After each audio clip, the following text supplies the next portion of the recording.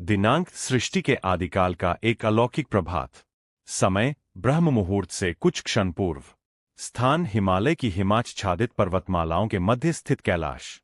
जब पृथ्वी पर देवताओं, ऋषियों और राजाओं का प्रभाव अपने चरम पर था, तब भी एक ऐसा स्थान था जहां संसार का कोई नियम लागू नहीं होता था। वह था कैलाश। बर्फ से ढकी अनंत चोटियां, हिमनदों से निकलती निर्मल धाराएं और चारों ओर फैला गहन मौन उस स्थान को किसी अन्य लोक जैसा बना देता था। उसी दिव्य निस्तब्धता के मध्य समाधिस्थ थे महादेव। उनके लिए न दिन का कोई अर्थ था, न रात का, न वैभव का आकर्षण, न सत्ता की इच्छा। उनके शरीर पर भस्म, जटाओं में प्रवाहित गंगा, मस्तक पर अर्धचंद्र और गले में लिपटा सर्प उनके विरक्त स्वरूप की पहचान थे। कैलाश से बहुत दूर प्रजापति दक्ष का विशाल साम्राज्य अपनी समृद्धि और वैभव के लिए प्रसिद्ध था। ऊंचे महल, स्वर्ण मंडित सभागार, रत्नजलित स्तंभ और सैकड़ों सेवकों की चहल-पहल उस राज्य की भव्यता का परिचय देती थी। दक्ष स्वयं को व्यवस्था, मर्यादा और अधिकार का सर्वोच्च प्रतीक मानते थे। समय के साथ यह विश्वास उनके भीतर गहरे अभिमान में बदल चुका था। इसी राजमहल में एक दिन एक कन्या का जन्म हुआ। उसके जन्म के साथ ही वातावरण में एक अद्भुत परिवर्तन दिखाई दिया। मंद पवन सुगंधित हो उठी, उद्यानों में पुष्प खिल उठे और ऋषियों ने उस बालिका के तेज को देखकर घोषणा की कि यह कोई साधारण आत्मा नहीं, बल्कि स्वयं आदिशक्ति का अवतार है। उस दिव्य कन्या का नाम रखा गया सती। राजमहल में सती का लालन पालन अत्यंत स्नेह और वैभव के बीच हुआ। उनके लिए श्रेष्ठ आचार्यों की व्यवस्था की गई। उन्होंने वेद, उपनिषद, संगीत, नृत्य, शास्त्र और राजधर्म का अध्ययन किया। किंतु जितना उनका ज्ञान बढ़ता गया, उतना ही उनका मन राजसी वैभव से दूर होता चला गया। जहां अन्य राजकुमारियां आभूषणों और उत्सवों में आनंद खोजती थीं, वहीं सती को प्रकृति की निस्तब्धता अधिक प्रिय लगती थी। वे अक्सर महल के उपवनों में एकांत बैठ जातीं, कभी बहती नदी को निहारतीं, कभी हिमालय की दूर दिखाई देने वाली श्वेत चोटियों को। उनके मन में बार बार एक अनजानी अनुभूति जागती, मानो कोई अदृश्य शक्ति उन्हें अपनी ओर आकर्षित कर रही हो। उन्हें स्वयं भी समझ नहीं आता था कि यह आकर्षण किसके लिए है। एक दिन कुछ महर्षि प्रजापति दक्ष के राजमहल में पधारे। उन्होंने देवताओं, ऋषियों और कैलाश पर तप में लीन एक महान योगी का वर्णन किया। उन्होंने बताया कि वह योगी संसार के समस्त मोह का त्याग कर चुका है। उसके लिए स्वर्ण और मिट्टी समान है। वह श्मशान में भी उतनी ही शांति से रहता है जितनी हिमालय की गुफाओं में। वही देवाधिदेव महादेव है, जिनके बिना सृष्टि का संतुलन संभव नहीं। सती ने जैसे ही महादेव के स्वरूप और उनके वैराग्य का वर्णन सुना, उनका मन एकाग्र हो गया। उस दिन के बाद वे जब भी एकांत में होतीं, उनके विचार अनायास उसी महान योगी की ओर चले जाते। उन्हें ऐसा प्रतीत होने लगा कि उनका हृदय उस दिव्य पुरुष को बहुत पहले से पहचानता है, जबकि उनकी आंखों ने उन्हें कभी देखा भी नहीं था। दिन बीतते गए, लेकिन महादेव का स्मरण सती के मन से कभी दूर नहीं हुआ। अब उनके लिए यह केवल जिज्ञासा नहीं रही थी, बल्कि एक गहरी और पवित्र भक्ति का रूप ले चुकी थी। वे प्रातःकाल सूर्योदय से पहले उठतीं, स्नान कर एकांत में बैठ जाती और मन ही मन महादेव का ध्यान करतीं। किसी ने उन्हें ऐसा करने के लिए नहीं कहा था, फिर भी उनका हृदय उसी दिशा में खिंचता चला जा रहा था। धीरे धीरे राजमहल के लोगों ने भी सती में आए इस परिवर्तन को अनुभव करना शुरू कर दिया। वे पहले की अपेक्षा अधिक शांत रहने लगीं। उत्सवों में उनकी रुचि कम हो गई। स्वर्णाभूषणों और राजसी वस्त्रों का आकर्षण भी उनके लिए फीका पड़ने लगा। उनके चेहरे पर एक अनोखा तेज दिखाई देने लगा, जिसे देखकर ऋषिमुनि भी आश्चर्यचकित रह जाते। समय के साथ सती का विश्वास और भी दृढ़ होता गया। उन्हें ऐसा अनुभव होने लगा कि महादेव ही उनके जीवन का लक्ष्य है। उन्होंने निश्चय किया कि यदि उन्हें अपने आराध्य को प्राप्त करना है, तो केवल श्रद्धा पर्याप्त नहीं होगी। उसके लिए कठोर तप और अटूट संकल्प की आवश्यकता होगी। यही विचार उनके जीवन का सबसे बड़ा निर्णय बनने वाला था। शीघ्र ही राजमहल की सुख सुविधाओं से दूर हिमालय की गोद में एक ऐसी तपस्या आरंभ होने वाली थी, जिसकी शक्ति देवताओं तक को विचलित कर देगी और जिसकी प्रतिध्वनि स्वयं कैलाश तक पहुंचेगी। सती ने अपने संकल्प को किसी क्षणिक भावना की तरह नहीं लिया। उन्होंने निश्चय कर लिया कि जब तक महादेव उन्हें स्वीकार नहीं करेंगे, तब तक उनका जीवन तप और आराधना को समर्पित रहेगा। धीरे धीरे उन्होंने राजमहल के सुखों से स्वयं को दूर करना शुरू कर दिया। उनका अधिकांश समय ध्यान, जप और मौन साधना में बीतने लगा। कुछ समय बाद वे हिमालय की शांत वादियों में पहुंच गईं। चारों ओर ऊंचे देवदार के वृक्ष, बर्फ से ढकी चोटियां और निर्मल जलधाराएं थीं। उसी पवित्र वातावरण में उन्होंने अपनी तपस्या आरंभ की। प्रारंभ में वे केवल फल और जल ग्रहण करती रहीं। समय बीतने के साथ उन्होंने भोजन भी त्याग दिया और उनका पूरा ध्यान केवल महादेव के स्मरण में केंद्रित हो गया। ऋतुएं बदलती रहीं। कभी भीषण शीत ने पूरे हिमालय को बर्फ से ढक दिया, तो कभी प्रचंड वर्षा ने पर्वतों को घने बादलों में छिपा दिया। फिर भी सती अपने संकल्प से एक पल के लिए भी विचलित नहीं हुईं। उनका शरीर भले ही दुर्बल होने लगा, लेकिन उनका तेज पहले से कहीं अधिक दिव्य हो चुका था। उनकी तपस्या इतनी प्रबल थी कि उसका प्रभाव केवल हिमालय तक सीमित नहीं रहा। ऋषियों ने उस अद्भुत ऊर्जा को अनुभव करना शुरू किया, और शीघ्र ही यह समाचार देवलोक तक पहुंच गया कि एक राजकुमारी अपने अटूट संकल्प से स्वयं देवाधिदेव को प्रसन्न करने का प्रयास कर रही है। देवलोक में सती की तपस्या की चर्चा दिन प्रतिदिन बढ़ने लगी। ऋषि, मुनि और देवगण उनके अटूट संकल्प की प्रशंसा कर रहे थे। सभी जानते थे कि यह कोई साधारण तप नहीं है। यह उस आत्मा की पुकार थी जिसने स्वयं को पूर्णतः अपने आराध्य के चरणों में समर्पित कर दिया था। इधर हिमालय की कठोर जलवायु भी सती के धैर्य को डिगा नहीं सकी। प्रचंड शीत में भी वे अचल बैठी रहतीं। तेज हवाएं उनके वस्त्रों को झकझोरतीं, हिमकण उनके शरीर पर गिरते, फिर भी उनका ध्यान भंग नहीं होता। उनका मन केवल महादेव के स्मरण में लीन रहता। धीरे धीरे उनकी तपस्या का प्रभाव संपूर्ण प्रकृति पर दिखाई देने लगा। जहां वे साधना करतीं, वहां का वातावरण असाधारण रूप से शांत हो जाता। पक्षी निर्भय होकर उनके समीप बैठ जाते। वन्य जीव भी उनके पास आकर बिना भय के विश्राम करने लगते। ऐसा प्रतीत होता था मानो प्रकृति स्वयं उनकी तपस्या की साक्षी बन गई हो। उधर कैलाश पर समाधिस्थ महादेव गहन ध्यान में लीन थे। बाहरी संसार की कोई भी घटना उनकी समाधि को विचलित नहीं कर सकती थी, किंतु सती की निष्काम भक्ति और कठोर तपस्या से उत्पन्न दिव्य ऊर्जा धीरे धीरे कैलाश तक पहुंचने लगी। पहली बार ब्रह्मांड की उस सूक्ष्म लहर ने महादेव की समाधि को स्पर्श किया और एक अदृश्य परिवर्तन प्रारंभ हो गया। कैलाश की श्वेत निस्तब्धता में वर्षों से अचल बैठे महादेव की समाधि उस दिन पहली बार सूक्ष्म रूप से स्पंदित हुई। यह किसी बाहरी शक्ति का प्रभाव नहीं था, बल्कि एक निष्काम और निर्मल भक्ति की पुकार थी। सती का तप अब केवल हिमालय की वादियों तक सीमित नहीं रहा था। उसकी दिव्य ऊर्जा ब्रह्मांड के सूक्ष्म लोकों को स्पर्श करती हुई कैलाश तक पहुंच चुकी थी। महादेव ने अपने नेत्र नहीं खोले, फिर भी उनकी चेतना उस तपस्या को पहचान चुकी थी। उन्होंने अनुभव किया कि कोई आत्मा बिना किसी स्वार्थ, बिना किसी इच्छा और बिना किसी अहंकार के पूर्ण समर्पण के साथ उनका स्मरण कर रही है। ऐसा समर्पण दुर्लभ था, क्योंकि उसमें प्राप्ति की लालसा नहीं, केवल श्रद्धा की पवित्रता थी। उधर देवलोक में भी यह विषय गंभीर होता जा रहा था। देवताओं को ज्ञात था कि यदि शिव और आदिशक्ति का मिलन नहीं हुआ, तो भविष्य में सृष्टि का संतुलन संकट में पड़ सकता है। अनेक ऋषियों और देवताओं ने महादेव के ध्यान, सती की तपस्या और ब्रह्मांड की आवश्यकता पर विचार करना प्रारंभ किया। समय अपने सबसे महत्वपूर्ण मोड़ की ओर बढ़ रहा था। एक ओर कैलाश पर विरक्त महायोगी थे, जिन्होंने संसार के हर आकर्षण का त्याग कर दिया था। दूसरी ओर हिमालय की गोद में तप करती एक राजकुमारी थी, जिसने अपना संपूर्ण जीवन केवल एक ही संकल्प को समर्पित कर दिया था। समय बीतता गया और सती की तपस्या पहले से भी अधिक कठोर होती चली गई। अब उनका शरीर अत्यंत क्षीण दिखाई देता था, किंतु उनके मुखमंडल का तेज किसी दिव्य प्रकाश के समान चमक रहा था। उनकी अटल निष्ठा ने तीनों लोगों का ध्यान अपनी ओर आकर्षित कर लिया था। ऋषि मुनि उन्हें देखकर आश्चर्य करते और मन ही मन उनके संकल्प को प्रणाम करते। अंततः वह क्षण आया जिसकी प्रतीक्षा देवताओं को भी थी। कैलाश की गहन निस्तब्धता में महादेव ने धीरे धीरे अपने नेत्र खोले।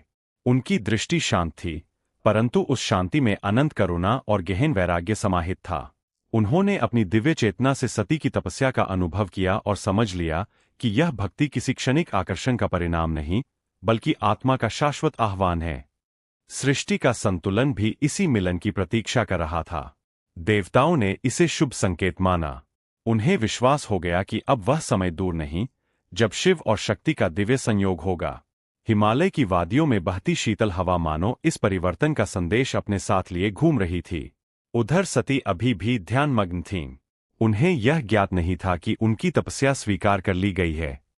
लेकिन प्रकृति बदलने लगी थी। आकाश पहले से अधिक निर्मल दिखाई दे रहा था। मंद पवन में अद्भुत शांति थी और वातावरण में एक ऐसी दिव्यता फैल चुकी थी जो किसी महान घटना के निकट होने का संकेत दे रही थी। कुछ समय पश्चात ब्रह्मा और अनेक महर्षि महादेव के समक्ष उपस्थित हुए। उन्होंने सृष्टि के भविष्य, धर्म की रक्षा और शक्ति तथा शिव के दिव्य मिलन की आवश्यकता का निवेदन किया। महादेव सब कुछ जानते थे। वे सती की भक्ति, उनके तप और उनके निष्कलुष समर्पण से परिचित हो चुके थे। कुछ क्षणों के मौन के बाद उन्होंने इस दिव्य संबंध को स्वीकार करने का निर्णय लिया।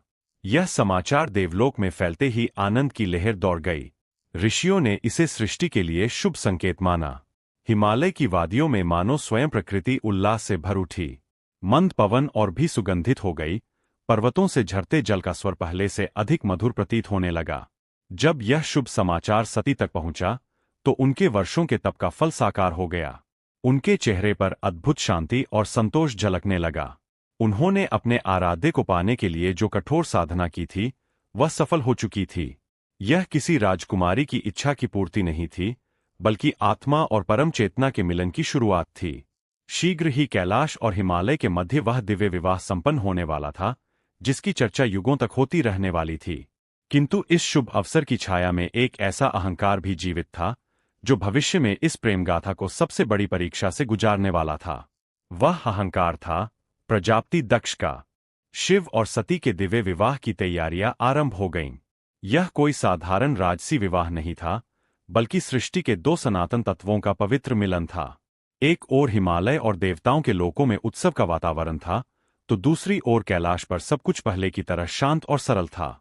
महादेव के लिए वैभव का कोई महत्व नहीं था। उनके लिए यह मिलन केवल प्रेम, विश्वास और धर्म का बंधन था। जब महादेव अपनी बारात के साथ कैलाश से प्रस्थान करने लगे, तब उनके साथ कोई राजसी सेना नहीं थी। उनके साथ शिवगण, योगी, सिद्ध, नाग, भूत, प्रेत और वे सभी जीव थे, जिन्हें संसार अक्सर तिरस्कार की दृष्टि से देखता था। महादेव की दृष्टि में कोई छोटा या बड़ा नहीं था। उनके लिए प्रत्येक प्राणी समान था। जैसे जैसे यह अद्भुत बारात हिमालय की ओर बढ़ी, मार्ग में उपस्थित लोग आश्चर्य से उसे देखते रह गए। किसी ने ऐसी बारात पहले कभी नहीं देखी थी। यह वैभव की नहीं, विरक्ति की बारात थी। इसमें सोने चांदी का प्रदर्शन नहीं, बल्कि समानता और स्वीकार का संदेश था। दूसरी ओर हिमालयराज ने पूरे श्रद्धाभाव से महादेव का स्वागत किया। ऋषि मुनि, देवगण और समस्त लोग इस दिव्य मिलन के साक्षी बने। वैदिक मंत्रों के मध्य शिव और सती का विवाह संपन्न हुआ। उसी क्षण ऐसा लगा मानो प्रकृति स्वयं प्रसन्न होकर इस मिलन का उत्सव मना रही हो। लेकिन इस पवित्र अवसर पर भी एक व्यक्ति ऐसा था, जिसके हृदय में प्रसन्नता नहीं, बल्कि असंतोष की अग्नि जल रही थी। वह था प्रजापति दक्ष। शिव और सती के विवाह के बाद कैलाश ही उनका नया निवास बना। जहां कभी सती ने राजमहलों की भव्यता में अपना बचपन बिताया था, वहीं अब उनका जीवन हिमालय की शांत वादियों, बर्फ से ढकी चोटियों और तपमय वातावरण के बीच बीतने लगा। आश्चर्य की बात यह थी कि राजसी सुख सुविधाओं से दूर रहने के बावजूद उनके चेहरे पर पहले से कहीं अधिक संतोष और दिव्य आभा दिखाई देती थी। महादेव का जीवन अत्यंत सरल था। उनके लिए धन, आभूषण और ऐश्वर्य का कोई महत्व नहीं था। उनका प्रत्येक क्षण ध्यान, योग और सृष्टि के संतुलन की रक्षा में व्यतीत होता था। सती भी उसी जीवन में स्वयं को सहज अनुभव करने लगीं। उन्होंने समझ लिया था कि वास्तविक सुख बाहरी वैभव में नहीं, बल्कि आत्मिक शांति में छिपा होता है। उधर प्रजापति दक्ष का हृदय अभी भी शांत नहीं हुआ था। समय बीतने के साथ उनका अहंकार और भी प्रबल होता गया। वे जब भी शिव का स्मरण करते, उनके मन में सम्मान के स्थान पर उपेक्षा का भाव उत्पन्न होता। उन्हें लगता था कि उनकी पुत्री ने एक ऐसे योगी को अपना जीवन साथी चुना है, जो राजसी मर्यादाओं के योग्य नहीं है। धीरे धीरे यही अहंकार एक बड़े निर्णय का कारण बना। दक्ष ने संपूर्ण आर्यावर्त के सबसे विशाल यज्ञ का आयोजन करने का निश्चय किया। उन्होंने देवताओं, ऋषियों, राजाओं और महान तपस्वियों को आमंत्रित करने की तैयारी प्रारंभ कर दी। संदेशवाहक चारों दिशाओं में भेजे गए, लेकिन इस निमंत्रण सूची में जानबूझकर एक नाम अनुपस्थित रखा गया। वह नाम था भगवान शिव। प्रजापति दक्ष के महायज्ञ की तैयारियां कई दिनों तक चलती रहीं। विशाल यज्ञशाला का निर्माण किया गया। दूर दूर से ऋषि, मुनि, देवता और अनेक राजाओं को आमंत्रित किया गया। यज्ञ भूमि को स्वर्ण, पुष्पों और पवित्र वेदियों से सजाया गया। चारों ओर वैदिक मंत्रों की ध्वनि गूंजने लगी। देखने वालों को ऐसा प्रतीत होता था मानो समस्त देवसभा एक ही स्थान पर एकत्रित हो गई हो। समय आने पर एक एक करके सभी अतिथि यज्ञ में पहुंचने लगे। ब्रह्मा, भगवान विष्णु, अनेक देवगण और महर्षियों ने अपने अपने स्थान ग्रहण किए। पूरा वातावरण अत्यंत भव्य दिखाई दे रहा था, किंतु इस वैभव के बीच एक गहरी कमी स्पष्ट थी। उस यज्ञ में देवाधिदेव महादेव के लिए न कोई आसन रखा गया था, न उनका भाग निर्धारित किया गया था और न ही उन्हें आमंत्रित किया गया था। उधर कैलाश पर सती को धीरे धीरे इस महायज्ञ का समाचार मिला। उन्होंने सुना कि उनके पिता ने एक विशाल धार्मिक अनुष्ठान का आयोजन किया है, जिसमें लगभग समस्त देवगण उपस्थित होने वाले हैं। यह सुनते ही उनके मन में बचपन की अनेक स्मृतियां जाग उठीं। उन्हें अपनी माता, बहनों और जन्मभूमि का स्मरण होने लगा। सती के मन में एक प्रश्न बार बार उठने लगा, क्या एक पुत्री को अपने पिता के घर जाने के लिए निमंत्रण की आवश्यकता होती है? इसी विचार के साथ उन्होंने यज्ञ में जाने की इच्छा प्रकट की, किंतु उन्हें यह ज्ञात नहीं था कि जिस यज्ञ की ओर उनका मन आकर्षित हो रहा है, वही स्थान उनके जीवन की सबसे बड़ी परीक्षा और पूरे ब्रह्मांड के इतिहास का सबसे निर्णायक मोड़ बनने वाला था। यज्ञ मंडप के मध्य खड़ी सती के हृदय में गहरा आघात था। जिस स्थान पर धर्म, मर्यादा और सम्मान की स्थापना होनी चाहिए थी, वही आज अहंकार ने अपना स्थान बना लिया था। उन्होंने एक बार फिर चारों ओर दृष्टि डाली। प्रत्येक वेदी, प्रत्येक आसन और प्रत्येक अनुष्ठान उन्हें यही स्मरण करा रहा था कि देवाधिदेव महादेव का अपमान जानबूझकर किया गया है। उस क्षण सती को यह अनुभव हुआ कि जिस शरीर को उन्होंने प्रजापति दक्ष की पुत्री के रूप में प्राप्त किया है, उसी संबंध का उपयोग आज उनके आराध्य के अपमान के लिए किया गया है। उनके भीतर गहरी पीड़ा, धर्म के प्रति अटूट निष्ठा और आत्मसम्मान एक साथ जाग उठे। उन्होंने अपनी समस्त चेतना को भीतर केंद्रित कर लिया। उनका मन पूर्णतः महादेव के स्मरण में लीन हो गया। धीरे धीरे उनकी श्वास स्थिर होने लगी। उनके चारों ओर एक अद्भुत दिव्य आभा प्रकट होने लगी। यज्ञशाला में उपस्थित देवता और ऋषि विस्मय से यह दृश्य देखने लगे। वातावरण अचानक परिवर्तित हो गया। तेज हवाएं चलने लगीं, आकाश पर बादल घिर आए और यज्ञ की अग्नि असामान्य रूप से प्रज्वलित होने लगी। कुछ ही क्षणों बाद सती ने अपनी योग शक्ति के बल पर उस शरीर का त्याग कर दिया, जिसे वे अब दक्ष की पुत्री के रूप में धारण नहीं करना चाहती थीं। पूरे यज्ञ मंडप में ऐसा मौन छा गया, जैसा पहले कभी नहीं देखा गया था। किसी के पास शब्द नहीं थे। एक ऐसा निर्णय लिया जा चुका था, जो केवल एक परिवार नहीं, बल्कि पूरे ब्रह्मांड का इतिहास बदलने वाला था। उसी क्षण कैलाश पर समाधिस्थ महादेव ने अपनी ध्यानावस्था से नेत्र खोले। कैलाश की निस्तब्धता एक ही क्षण में भंग हो गई। माता सती के देहत्याग का समाचार किसी दूत के माध्यम से नहीं, बल्कि ब्रह्मांड की चेतना के माध्यम से स्वयं महादेव तक पहुंच चुका था। उनका शांत स्वरूप धीरे धीरे रौद्र रूप में परिवर्तित होने लगा। उनकी जटाएं प्रचंड वेग से लहराईं और उनके क्रोध से समस्त दिशाएं कांप उठीं। महादेव ने अपनी एक जटा पृथ्वी पर प्रहार पूर्वक फेंकी। उसी दिव्य ऊर्जा से वीरभद्र और भद्रकाली प्रकट हुए। शिव के आदेश पर उन्होंने दक्ष के महायज्ञ की ओर प्रस्थान किया। कुछ ही क्षणों में यज्ञ भूमि का वैभव विनाश में बदल गया। वेदियां ध्वस्त हो गईं, यज्ञ भंग हो गया और प्रजापति दक्ष का अहंकार भी उसी के साथ समाप्त हो गया। पुराणों के अनुसार वीरभद्र ने दक्ष का मस्तक उनके शरीर से अलग कर दिया। जब देवताओं ने महादेव से सृष्टि की रक्षा की प्रार्थना की, तब उनका क्रोध धीरे धीरे शांत हुआ। करुणा के वशीभूत होकर उन्होंने दक्ष को पुनर्जीवन प्रदान किया, किंतु उनके मूल मस्तक के स्थान पर बकरे का सिर स्थापित किया गया। उसी क्षण दक्ष को अपने अहंकार का वास्तविक परिणाम समझ में आ गया।